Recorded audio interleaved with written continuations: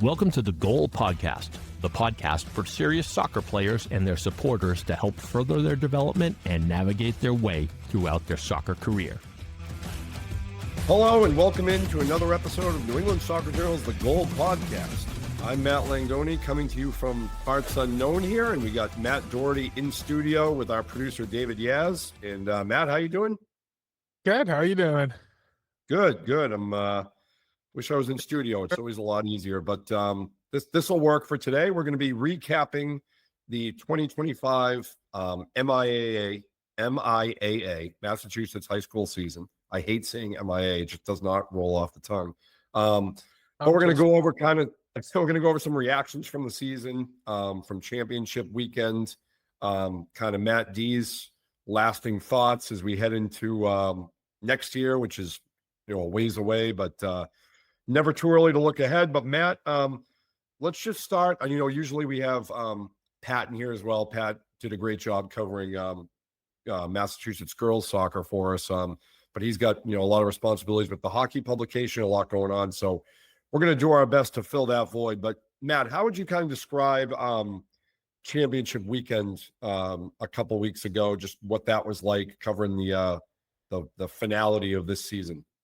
Yeah, it was great. I mean, we had two in the D1 girls, D1 boys, and D2 boys, D2 girls. They're all at the same venue. We had two schools making up half of it. So we had the Natick boys and girls play in D1, and then the Duxbury boys and girls play in D2. So that was pretty cool to have those fan bases there and being able to stay for both games as well. And it was a really great atmosphere. I mean, I wrote for our magazine before the season about how, why high school soccer still matters with this club sphere growing more and more, MLS Next, kids not playing high school anymore. And I think this season for me really brought back those high school roots. I felt like the play was really good. I felt like the talent, the depth of talent around the state on both boys and girls was extremely high. And I felt like state championship weekend was well attended, great school support from all the teams involved, and you could tell how much it meant for the kids and for the student body, the families, all that. So I think that was really cool to see that, yes, high school soccer is still in a really good spot in this region in 2025.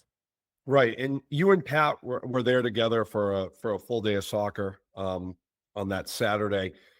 Any result from championship weekend, it could be boys, girls, either one. Any jump out at you, or any that you kind of thought was predictable that you could see coming?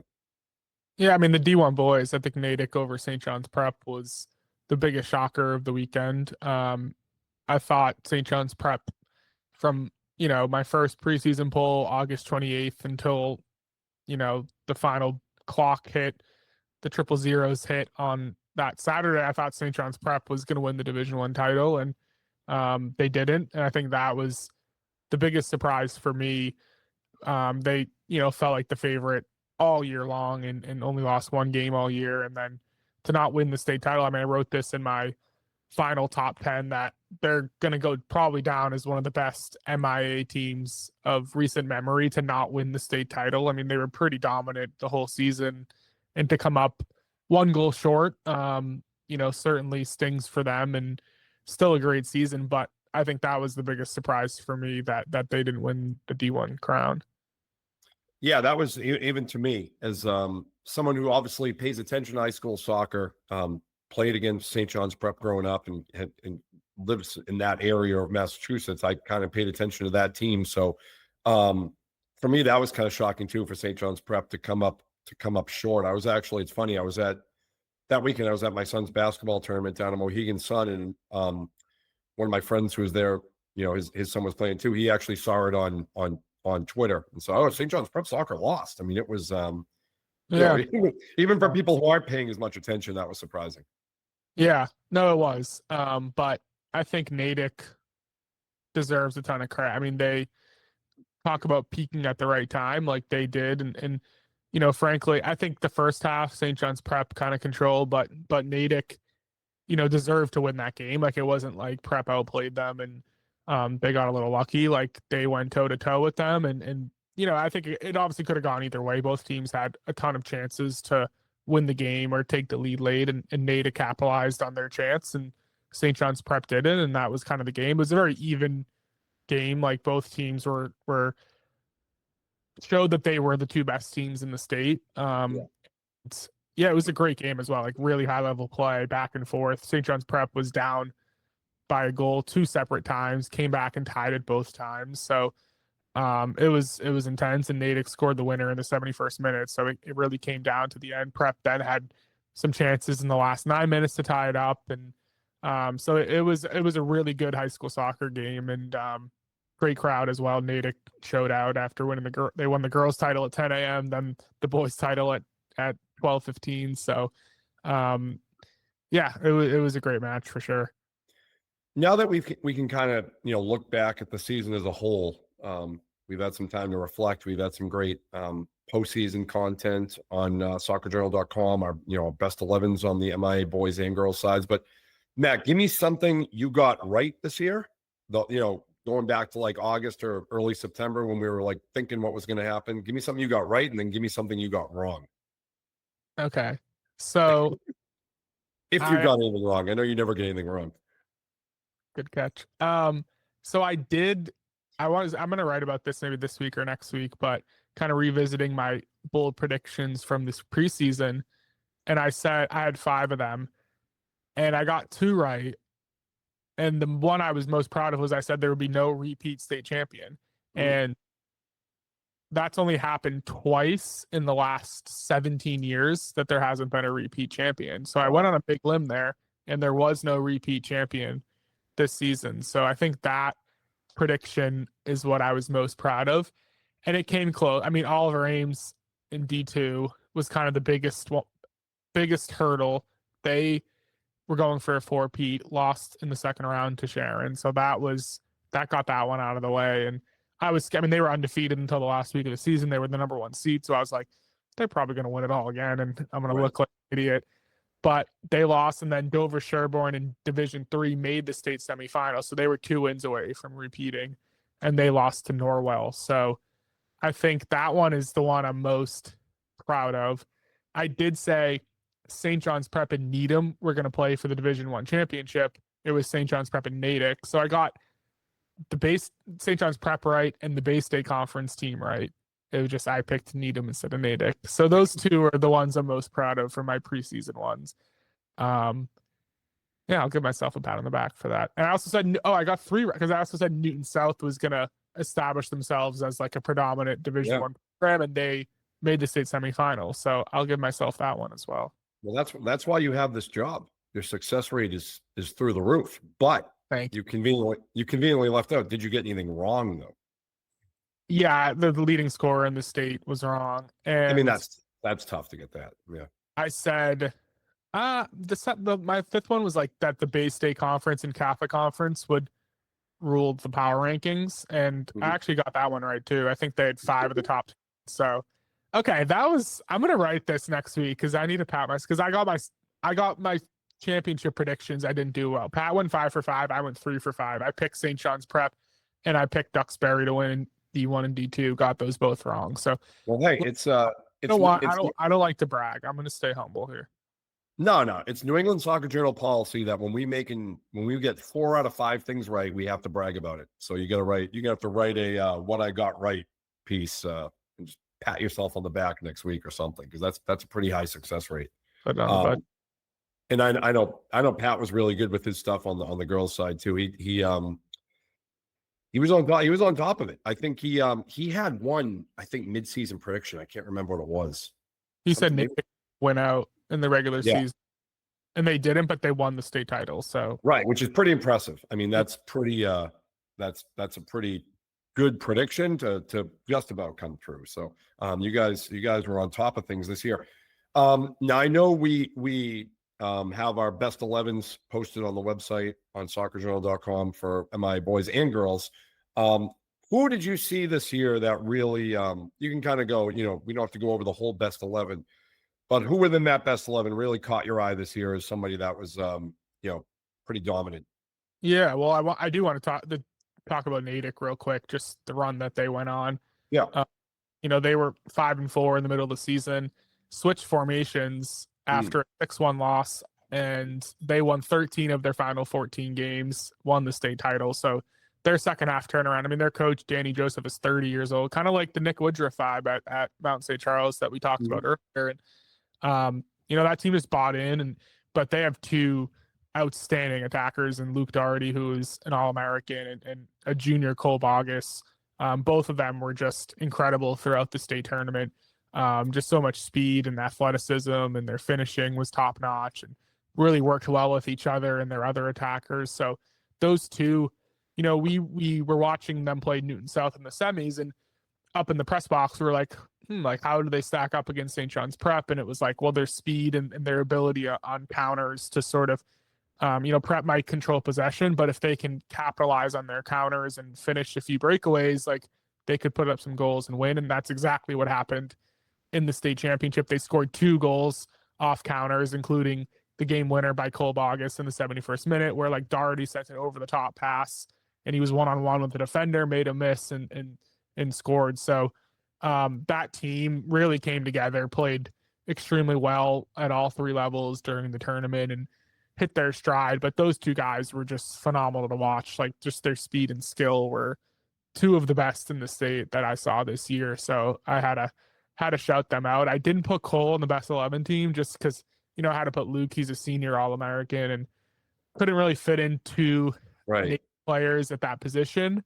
Right. But like, he was definitely warranted a spot if we were going like best or something. Like, it was tough to not put him on because I thought Cole was a really, really good player, and he's back next year. So like, he's going to probably be one of the best players in the state next year. Yeah. I mean, best 11s, we do them, but they're probably the most difficult. Yeah. It was tough. Painstaking things we do, because like, obviously there's 11 players in a whole region, and whether it's Massachusetts or, New England, when we're doing a NEPSAC best 11, it's tough. And obviously, it can be subjective, like what one person thinks is the best player. We may, we try to rely on what we see in conversations we have and all that stuff. It's really difficult. So, I mean, it's tough. I mean, I would not, if you don't make our best 11, it doesn't mean you're not a phenomenal player. I just put that out there to everybody who's listening. Like, it's those are difficult decisions to pick those best 11s. But you saw a lot of really good players this year across the board. Was there somebody, maybe we'll go with like an underclassman, not a senior, somebody who had a really good breakthrough season who you might really be looking at next year when 2026 rolls around? Yeah, I mean, Max Tillman on Medfield had a breakout season. Like, he might be the best player in the state, and he's a sophomore. He had 33 goals, 11 assists, got all New England honors as a sophomore, which is pretty crazy. Like, usually that seniors. And like every coach I've talked to was like, he's legit. Like, and he got on our radar during the preseason. See, so like, I'll say something I got wrong. Like, I didn't put him on our preseason watch list. I heard about him as a freshman, but I was like, oh, he's only a sophomore. Like, how good can he be? And the first game he scored a hat trick, and I was like, okay, like, I messed up. He was like the easiest selection to our best 11 team. And the crazy thing is he has 2 more years of high school soccer left. But I mean, talking to people, like, he's a Division I player for sure. Right. From Medfield, who we'll talk about on the girls' side as well, because they have like 15 Division I commits on the girls' team as well. Right. But Medfield's doing something right. And then another kid was Brett Amorosino on Norwell, who had 29 goals, scored the state championship winner. Saw him play twice this year, and he was the real deal, and someone who had a breakout senior season, like, wasn't this highly talked about player his first couple of years at Norwell. Like, they had a lot of seniors. And he stepped into the limelight and really took off this year, and just an athletic player who was unheralded, uncommitted right now, and someone who, is definitely good enough to play in college and helps Norwell go undefeated, win the state title as well. So those 2 guys really jumped out to me this year. Before we jump on to the girls side of things, and talk about some impressive teams on that end, I just wanted to ask you though, the state of Massachusetts high school boys soccer right now. Do you feel like it's pretty healthy? You feel like it's pretty competitive and it's in a good spot? 100%. And I wasn't sure about that heading into the year. Like last year, I covered MIA a little bit, and then I started here October 1st, so like I didn't really see the rest of the season that much. And I think being around MLS Next and talking to some coaches, it's like, I was worried maybe the talent level dropped off a little bit or the quality of play, but I was mistaken. Like I think there's a lot of good players that still play MIA soccer, and that was really refreshing to see for me.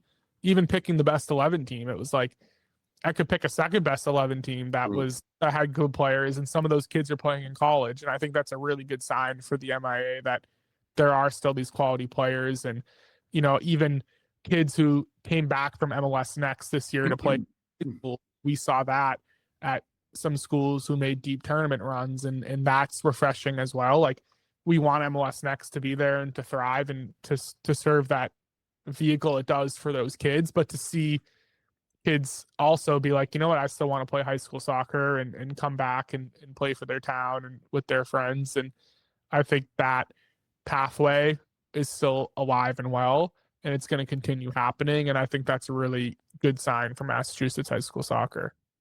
That's great to hear. And as someone who played Massachusetts high school soccer way back in the day, I'm glad to hear that it's thriving and doing well. Let's shout out some of the girls teams from this season. I know, like we said, Pat did a fantastic job covering the MIA girls scene for us this season, but I know, Matt, you're pretty well informed on that side of things as well. So who jumped out at you on the girls side? Yeah, I mean, Natick on the girls side as well, like got through a gauntlet to win the state title. Matt and I, when we did our postseason preview, it was like, you could name 12 Division I girls teams who could win the title.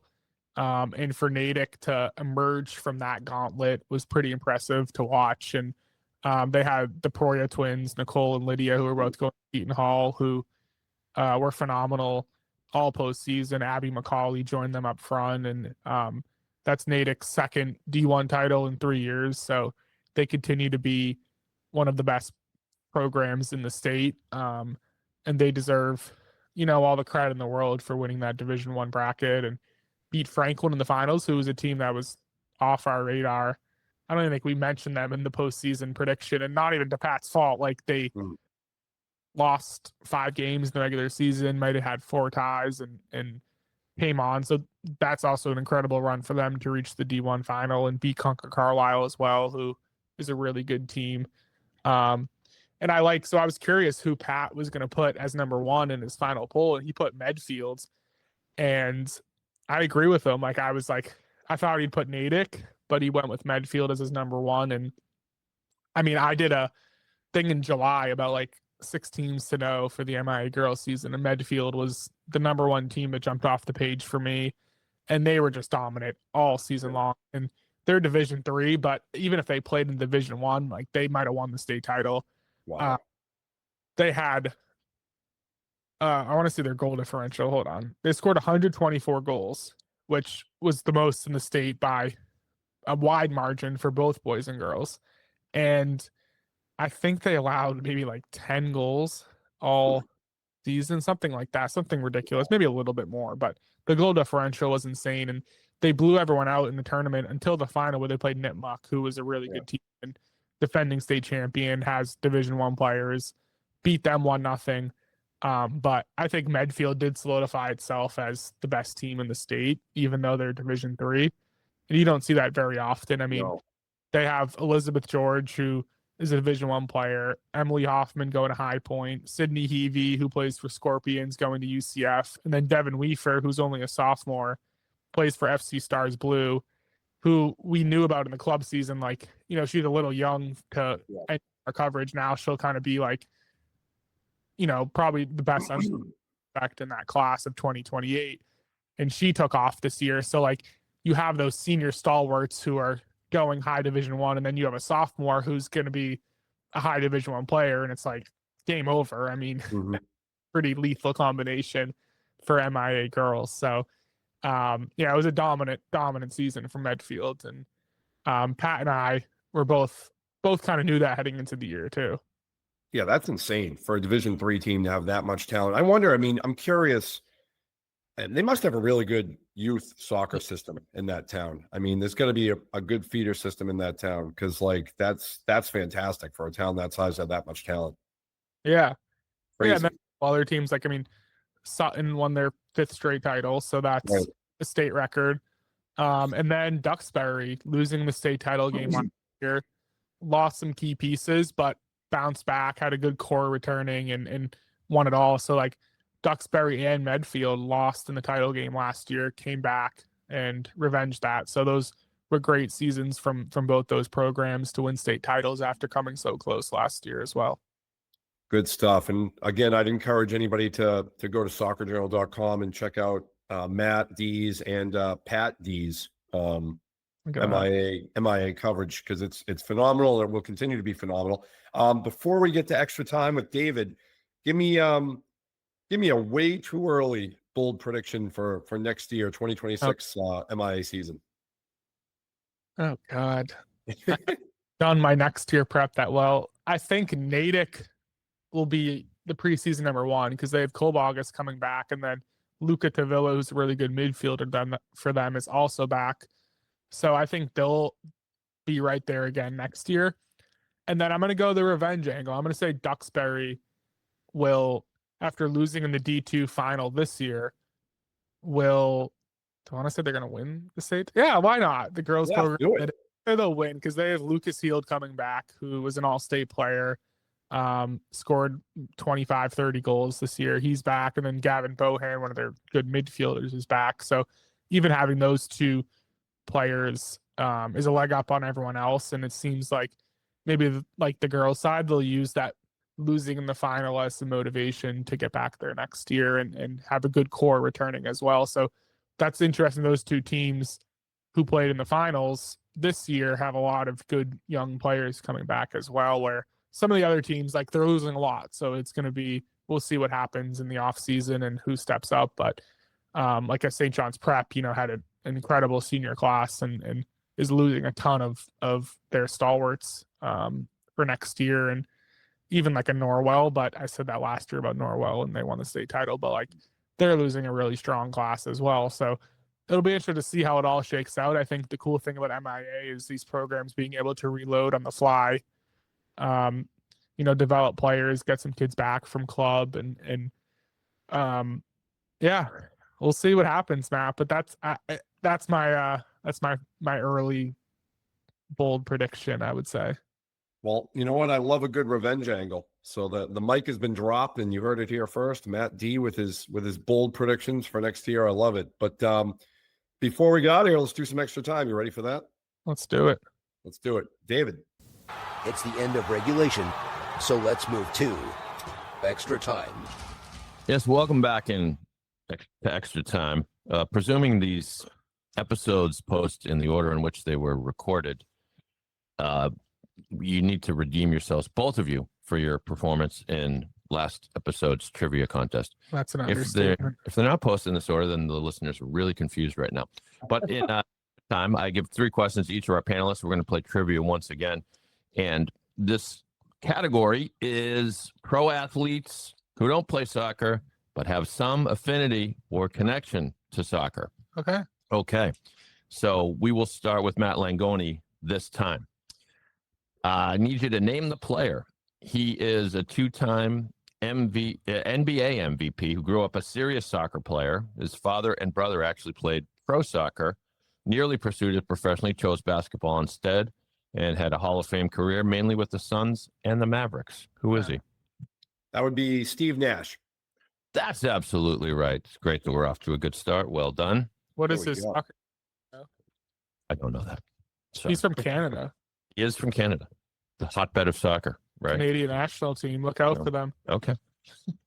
I'm joking. All right. You don't get any for that, Doherty. Nice try, though. So, Doherty, yeah, this NBA legend, before he was a longtime San Antonio Spur, was a standout youth soccer goalkeeper in the Virgin Islands.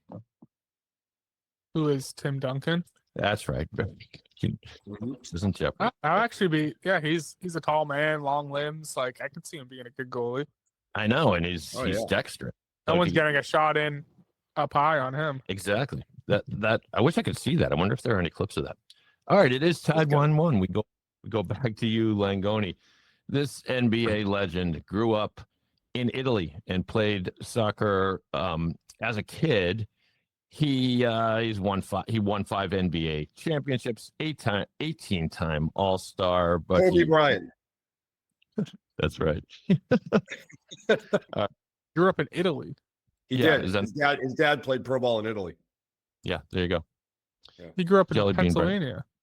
Well, He he might played have- high school, and he played high school there, but his earlier years were in Italy.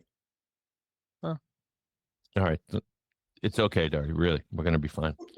You get your question is next, Matt Doherty. This Super Bowl winning NFL quarterback played competitive youth soccer before focusing on baseball and football. He went on to the NFL, of course, as I mentioned. But Tom Brady. he credits his footwork from soccer for his quarterback mobility. Tom Brady. Okay. What? Sorry. No. Hold on. Don't tell me the answer. Is there more hints? Did I There jump the could have gun? been, but you jumped in so quickly. Well, baseball. I know Brady played baseball. This guy played baseball. This guy's father was a pro baseball player. He's an NFL quarterback. Still Patrick is. Mahomes. That's correct. That's We're gonna right. have He's a big soccer fan. All right, Langone. This NFL running back is currently leading the NFL in yards from scrimmage. He played soccer in his youth, and he says the footwork drills and agility from soccer are credit is the reason for why he's so good at football. Oh, he's currently leading, so he leads this season yards from scrimmage. Is- I know it. Is it? I don't think it's Jonathan Taylor. Is it the Lion Jameer Gibbs? No. No. Sorry, did you know? It's Jonathan Taylor. No, Jackson Smith and Jigba. no. Wait, in scrimmage yards? Yards from scrimmage. His father was an NFL wide receiver. He's on the San Francisco 49ers. Oh, my Oh, God. McCaffrey. Christian McCaffrey. It's correct. All right. That's right. I'm going to confess I've lost track of whose turn it is and what the score is. It's my turn. 2-2. Okay. 2-2. Okay. Well, if I'll you buy want to that. give me the Mahomes half a point, this could be for the win. We'll call it the way you called it. 2-2. Each of you gets one more question. I No, guess. Matt's done. Oh, you're right. He's done. All right. So this could be for Sorry, the win. Matt. All right. All right. Deep breaths. Here we go. In baseball, he has won World Series with teams on both coasts. He's also a huge fan of soccer, specifically following the sport, adoring and admiring Lionel Messi, playing the video game FIFA, etc., etc. And he was on the winning end of this most recent World Series as well. I know this one. Oh, Mookie Betts. That's correct. Yeah. So I gotta say, Jordy, your brain fired there. I thought for a minute. It wasn't Well, pretty, but but you guys both. The only hints were he won World Series on both coasts. Right. You would need to. It wasn't. I didn't want to make it that easy, but Yeah, no. you got it. You got it. Well done. That was good. I like that one. That was good. That was fun. All right, good. Let us never do trivia again. No, you both did very well in exercise trivia. Thank you for being a good sport. Back to you guys to wrap things up. David, that was good. That was a lot better than trivia round one. I feel Yeah. like that trivia round one was what I would call an embarrassment. This was a good showing for the two of us. So good stuff. Good questions. Challenged us, and Doherty was questioning my Kobe Bryant knowledge, which should never happen. Never again. Well, But Italy, I was like, Andrea Bargnani? Like, what is he talking about here? Like, Andrea Bargnani. Ari? I don't know. Italy threw me. But then when you said 18-time All-Star, it was like, okay. Yeah. Yeah. That was obvious. All right. Well, that was good stuff. Thank you again, David, and thanks to Matt Doherty for dropping some more knowledge on the MIAA scene to us. The season is over, but the content never stops, and the look ahead never stops. So great stuff, Matt, from you as well. Thanks, Matt. Thanks for having me on. Absolutely. And thanks for everybody for listening to New England Soccer Journal's The Gold Podcast, which is produced by David Yaz and is a Siemens Media production. You've been listening to New England Soccer Journal's The Goal podcast. Don't forget to rate, review, and subscribe wherever you listen to our podcast. Or visit anysoccerjournal.com/podcast. Siemens Media. Inspiring. Informative.